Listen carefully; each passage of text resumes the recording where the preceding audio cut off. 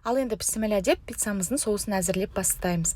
Бізге 2 пиццаға кететін соусқа осындай орта мөлшердегі 3 қызанақ қажет болады. Біз қызанақтардың қабығын алып тастауымыз керек. Сондықтан видеода көрсетілгендей пышақпен әр жерінен осылай тілімдер жасап, үстіне қайнап тұрған ыстық суды құйып, бетін жауып 15 минутқа қалдырамыз. 15 минут уақыт өткеннен кейін біздің қызанақтарымыз жібіп тұр. Суын төгіп тастауды ұмытпаңыздар. Сосын қызанақтардың қабықтарын шешіп блендерлаймыз. Егер қызанақтарды қабығымен бірге блендерлайтын болсаңыздар, ол бәрібір білініп қалады. Ал осылай қабығын шешіп тастаған қызанақтардан дайындалған соус өте нәзік болады.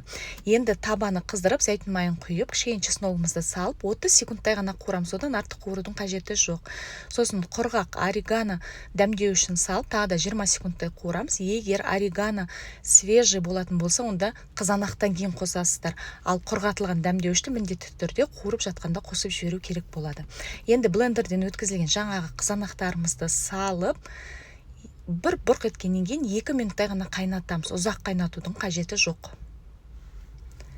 Енді базилик менде свежий базиликті помидордан кейін қосамыз. Орегано да свежий болса, помидордан кейін қосасыздар. Ал базилик егер құрғақ болатын болса, міндетті түрде дәмдеуіштерді қуырып жатқанда қосасыздар. Сол маңызды этапты ұмытпаңыздар. Енді тұзын саламыз, кішкене қантын саламыз, тағы да 1 секундтай қайнатамыз. Осымен біздің соусымыз дайын. Өте нәзік, көп қайнатып, суын азайтып алмаңыздар. Себебі су азайғасын тағы да су қосу керек болады. Ол кезде соустың дәмі өзгеріп кететін болады. Осымен біздің соусымыз дайын. Енді жаңағы алдыңғы видеода жайылған қамырымызға осы соусымызды үстіне салып, жағып шығамыз.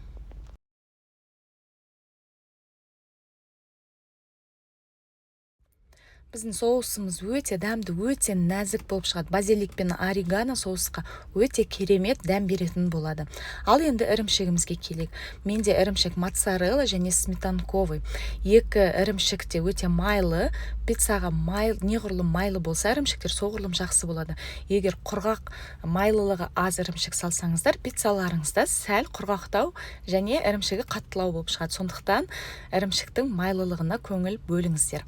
Енді екі түрлі ірімшігімізді алдымен жақсылап араластырып аламыз да, сосын пиццамыздың үстіне салып шығамыз. Бұл жерде 50 грамм, 100 грамм, 150 грамм деген ешқандай мөлшері жоқ. Өзіңіздің қалауыңызбен көбірек салам десеңіз де болады, азырақ салам десеңіз де болады. Сондықтан ірімшіктің мөлшерін өзіңіздің талғамыңызға қарай сала берсеңіз болады.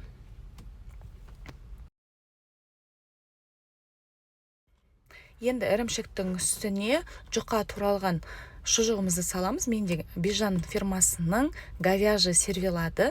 Өте дәмді, осы пиццаға жақсы келеді.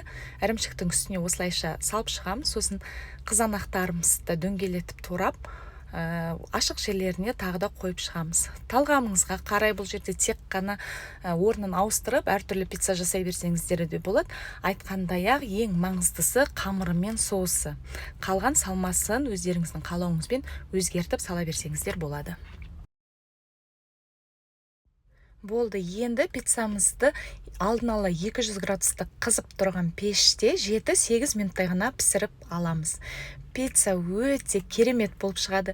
Міндетті түрде видеода көрсетілген барлық технологияларды сақтай отырып пісіріңіздер. Сол кезде сіздерде де осындай мейрамхананың пиццаларынан қалыспайтын, тіпті олардан да өтіп кететін өте керемет дәмді пицца болып шығады.